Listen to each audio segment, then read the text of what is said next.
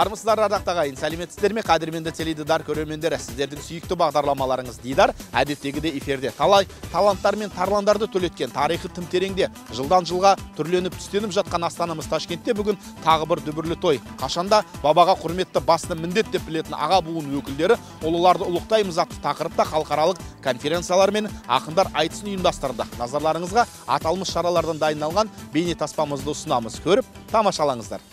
Алишер Науаи атындағы Өзбекстан ұлттық кино өнері сарайында өткен халықаралық айтысқа қазақстандық, қырғызстандық, қарақалпақстандық, сондай-ақ жергілікті ақындар қатысты. Дүниеге белгілі Өзбекстан мемлекеті өзінің салақиятымен, өзінің жағы жұмысымен өте белгілі мемлекет. Мұны осы жерде жасап жатқан қазақ халқы, осы ел халқы, осы мемлекет халқы. Біз мына Қазақстанда мақтаныш тұтамыз. Осының ішінде мына қазақ мәдени орталығы үлкен шаралар өткізіп жатыр. Бұл шараларды біз телевидениедан көріп, газеттерден оқып қуанамыз. Бұл жердегі халықтың теңдігі, демократияның барлығы, соның бәрін есепке ала отырып, ұлыларды ұлықтау конференциясына қатысты үлкен абай ескерткіші, Алишер Науаиның Астана жерінде қойылуы, бұл екі елдің мемлекеттерінің салиқалы саясаты, халықты жақындату. Халықты жақындату, елді жақындату. Бұнда өткізіп жатқан бұл шараға өте қуандым. Осы халықты, не только қазақтар, осы Өзбекстан халқын осындай шараның өткізуіне қатысып жатқан кеше үлкен ғалымдар қатысты, үлкен ұлылар қатысты, үлкен рахмет айтамын. Екі елдің достығы бұдан да қарым-қатынаса берсін. Бұл жылда көп шаралар болды. Қазақ мәдени орталығы, мың рахмет, Дамир міне Ташкент облысының осы шараны өткізіп жатыр екен. Бұл да ынтымақтың барлығы, бейбітшілік, ел дастарханының молдығы, халықтың саяси жағынан да, экономика жағынан да жақсы орындалып жатқан іс-шара деп ойлаймын. Үш бидің жарқын жадына арналған мәдени шарада айтыскер ақындар ғана емес, көптеген өнерпаздар да тамаша туындылар мен көрермендердің көңіл күйін көтерді. Бауырлас Өзбекстанның төрінде, Ташкент шаһарының төрінде біздің қазақ халқының ғасырлар бойы бірге жасасып келе жатқан бекзат өнері, айтыстың байрағы көтеріліп, кешегі ұлы тарихымызда елдігіміздің еңсесін биіктеткен би бабаларымызға арнап мынадай үлкен салтанатты өнер шарасын ұйымдастырып жатқан осы бауырлас Өзбекстан мемлекетіне, халқына ерекше ризашылығымызды білдіреміз. Бұл екі елдің рухани байланысын, мәдени бір-біріменен жақындастыра түсетін керемет шара. Сондықтан да Өзбекстан төрінде миллиондаған біздің бауырластарымыздың, қазақ диаспорасының жаңағы оның ғасырлар бойы бірге жасасып келе жатқан өнерін құрметтеуі, кешегі тарихи тұлғаларын құрметтеуі, ата-бабаларымызды ұлықтауы әрине бәріміздің де көңілімізді көтереді. Ақын Аманжол Әлтаев басқарған айтыста ата жұрттан Бекар Шойбеков, Мұхтар Ниязов, Жұлдыз Қожабекова, Төлеген Жаманов, Аспанбек Шұғатаев, Айым Асылбек қызы, Қырғызстаннан Мәмбет Тоқта Мәмбет Оразым, Нұрайым Бақтияр қызы, Қарақалпақстаннан Еркебұлан Қолқанатов, Өзбекстаннан Құлмахан Дүйсенов, Талғат Орынбеков, Талғат Талипов өлең жырларымен халықты тәнті етті. Қазір әлеуметтік желіден болсын, экрандардан болсын, біз Өзбекстанды, жалпы Ташкентті барлығын көріп жүрміз, гүлденген, көркейген қала екенін, мемлекет екенін. Соны көзімізбен көріп, бір марқайып қалдық. Әлі де аралаймыз деп ойлаймын, осы айтыстан кейін. Көрмеген көрікті жерлеріміз әлі де көп. Бұл жаққа келген кезде біз бұл жерде республикалық қазақ ұйымы бар екенін, Нұрлы жол деген қазақтың газеті республикалық шығатын бәрін біліп, сондай қуанышты болып жатырмыз. Біздің бағдарламамыз бар, Дидар дейтін 60 жылдан бері эфирге кетіп. Иә, енді сіздермен де танысып жатырмын дегендей. Сондықтан да Өзбекстан республикасында ұлттар достығын, соны құрметтейтіндігін көріп, біз қуанып жатырмыз. Бұндағы қандас бауырларымыздың да осындай ынтымақты, бейбіт өмір сүріп жатқанын да көріп, шексіз қуаныштамыз. Айтысқа кірісейін мақсат құсап, менің де қыз көргенде арқам қысат. Алматыдан айындай сұлу келді, ағайын көрсем бекен қармақты сап. Сол шақырның арасынан маған бір қыз бұйыртты ғой, айтыңдаршы бұл не деген бақытты сәт. Қалайсың айналайын аппағайым, Домалап жүзің жұмсақ мақтадайын, қас кірпігің табиғи тамаш екен, көзімді жұма алмаспын көп қарайын. 20 минут берді ғой екеумізге, қыздың тілін табуға аттанайын. Айымыз Ташкентке қош келдіңіз дегендей бұлай тұстан бақтабайын. Өзіңмен жұпталғанда қуандым ғой, қызықты айтыс құрып шаттанайын. Ей, бірақ та сен қыз емес жас келінсің, артық айтып әдептен аттамайын. Залдан жігітің қарап отса не істей алам, жаныңа жақын бармай сақтанайын.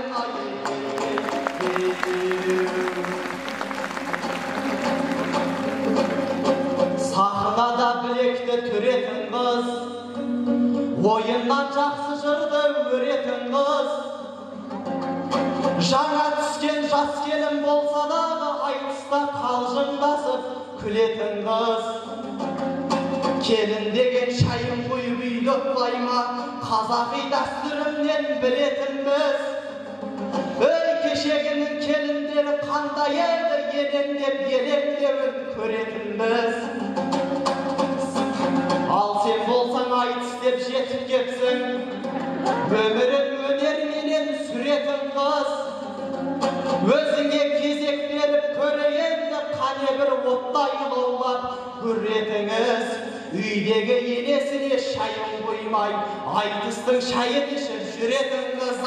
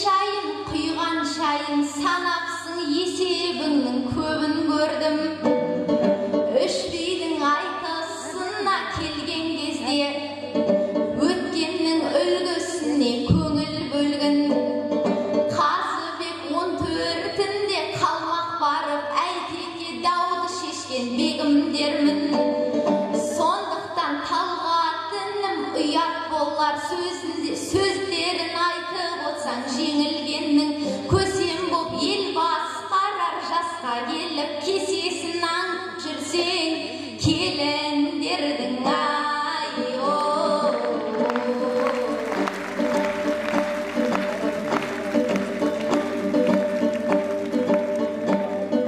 жиылса қар өлеңнің дос жарасы, жассың деп мына бізді жасқамашы. Армысың төлөнерге төрін берген, елінің Өзбекстан бас қаласы. Көрермен қолдау беріп отырыңдар, бұл біздің даңғыл жолдың бастамасы. Қаншама мықты ақындар келді алдыңа, ішінде арыстан бар асқан даусы.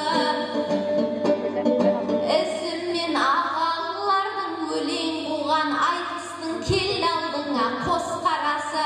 Жаңа Қазақстанның жас қызы мен жаңа Өзбекстанның жас баласы.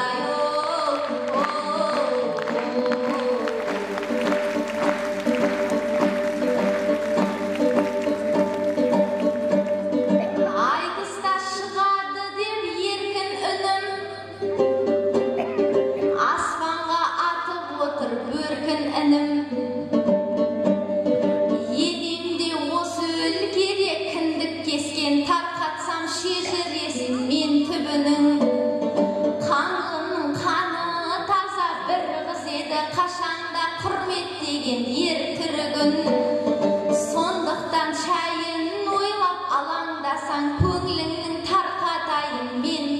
күн шәудімін уайым қылмай жіберді ғой саулығын біліп келдеп төркінінің ай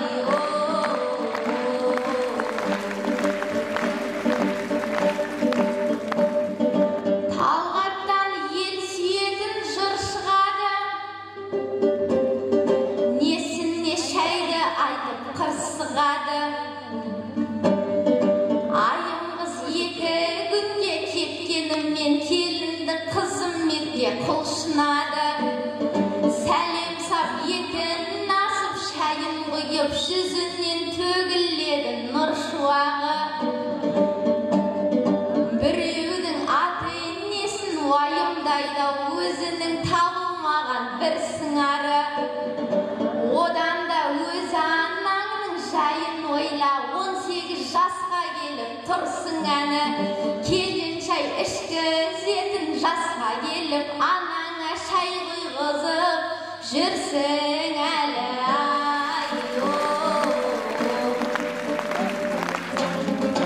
Талғаттың ұқсын енді күйін еліп ойымнан жақсы жырды иеремін келіндердің шешесін аңдып жүр деп айым айтқан кей сөздерге күйінемін тағы маған 18-де үйлен дедің сен өзің 20 жаста тиіп едің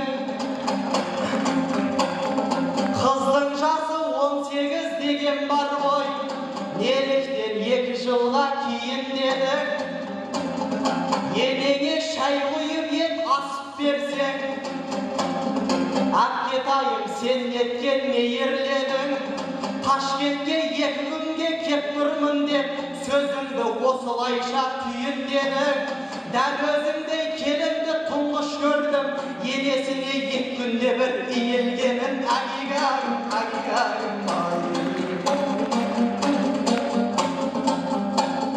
сахнаға басып бүгін оңды қадап өзіңмен айтысқанда шын қуанам әлі де бір сыңарды таппадың деп айым қыз болды мені сол сынаған бұйыртқан күнімен де үйленемін қолыма бақыт құсын қондыралап әй бірақта дәл қазір студентпін жақсы ғой сабыр сақтап сәл шыдаған қайырлы бір қаруды алғым келеді алладан сұрайды түспейді қолдығада әпке сендей айсымбатты қыз жолықса өзіме ойланбастан жарығып алам дәл өзіңдей инабатты қыз болса екен клуб пен көше кезіп қаңғымаған алған жарым дәл сендей ақын болса кейде қызғанып қалам екен домбырадан уақыты келсе үйленемін уайымдама жан емеспін бос жүріп сылбыраған алла өзі жұп жаратқан пенделерін мені де күтіп тұр ғой сол бір адам бірақ та жұбайым сен сияқты үйде тұрмай айтыс қылып жүрмесек оңды маған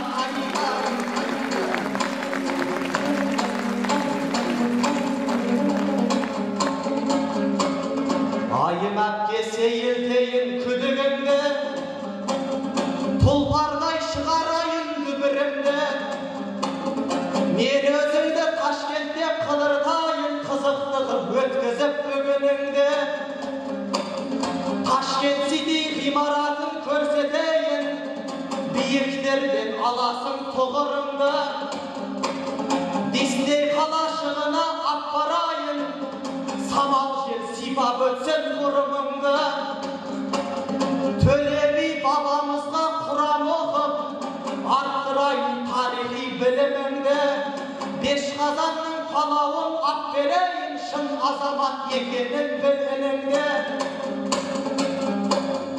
осылай қонақжайлық көрсетейін ұнатпайтын жан едім сүрінуді өзің айтқандай балиғат жасқа толған ұлмын Түйіп жүрмегейсің мұрыныңды, есесіне Қазақстанға мен барғанда, берсең болды дәл маған сіңіліңді.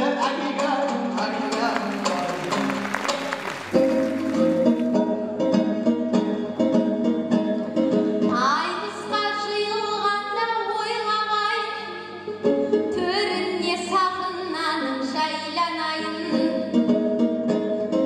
Диснейді аралатып қайтам дейді, мен қалай қыдыруға сайланайын. Есесіне сіңліңді бер деп қояр, мен бұған қыз беруді ойламайын. Диснеймен көндіремін дедіңіз бе, мынаның дәмесіне қайранайым. Мультфильм көрсетем деп айым демес, балаларды алдайсың, айналайын ай-о. Ашиды ініміздің ішінесін, әпкеңіз жасыңызды кіші десін. Дәл сендей ибалы бір жар болса деп, басында бізді мақтап ісіресің. Сосын сендей айтыс қуып жүрмесін деп, бағасын ақын қыздың түсіресің. Ошақпен сақынаны қатар ұстау, арудың ел білмейтін күші десін. Сахнада арландармен алысқан соң, үйіңде жарың үшін кішіресің. Әй, бірақ бұған несін айтып тұрмын, жассың ғой, шала болар ісі десін. Әпкесін қаңғырат деп жамандап ап, сіңлісін сұрап, сосын ісін несің. Өзіңнің не айтқаныңды түсінбейсің, әйелдің жанын қайдан түсінесің ай-о.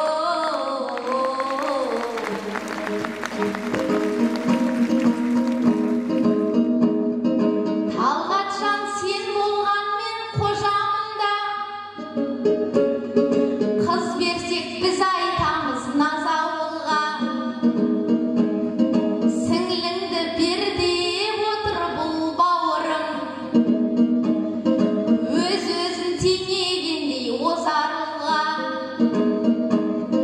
Билердің заңыменен олай болса, төлейсің қалың малдың ғажабында.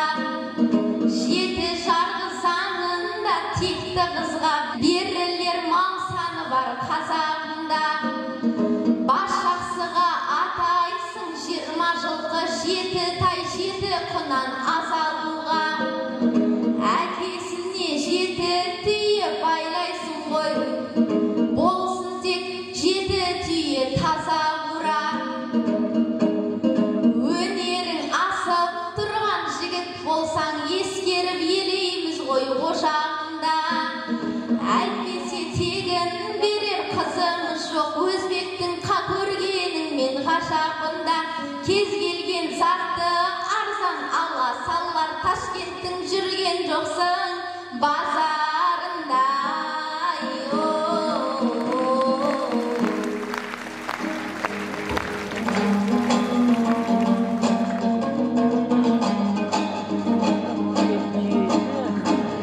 Бісміллә түрем тағы білегімді, елім қолдап бер маған көмегіңді.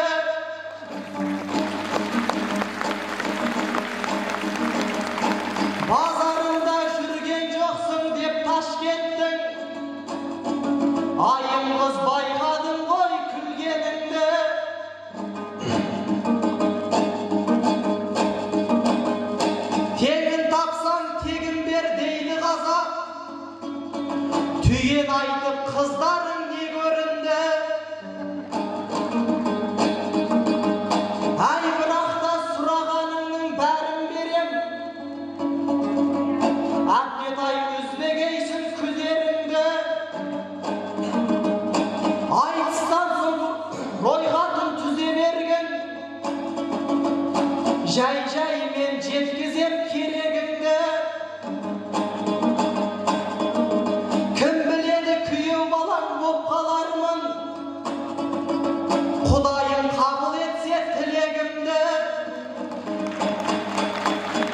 Қызды ешкім сатып ала алмайтын, сіңліңе беремін ғой жүрегімді.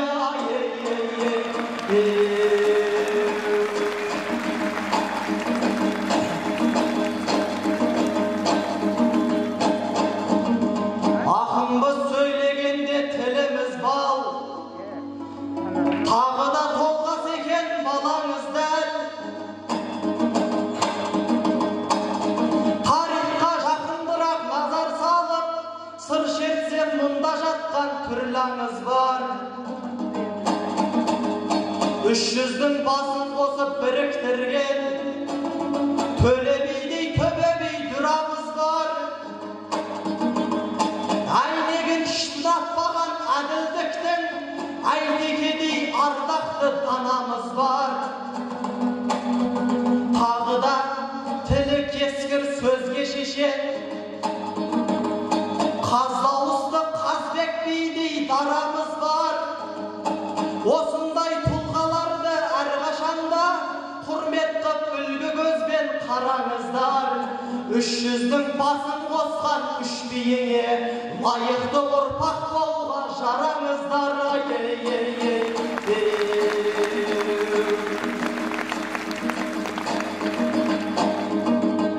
Сақтасын Құдай бізді алауыздан, көліктей бықсын айық шаламыздан. Қазақ, өзбек, қырғызым қалың дос боп, бір-біріміздің алмайық еш жағамыздан. 300 құсап үш елімде тату болып, аламышы қаптамасын арамыздан. Халықтар мен елдер арасындағы достық арқауларын нығайтқан аталмыш шара ұлы бабаларымыз қалдырған сара жолды жаңғыртуға, ұлттық құндылықтардың қадірін арттыруға қызмет етті десек, әсте қателеспейміз.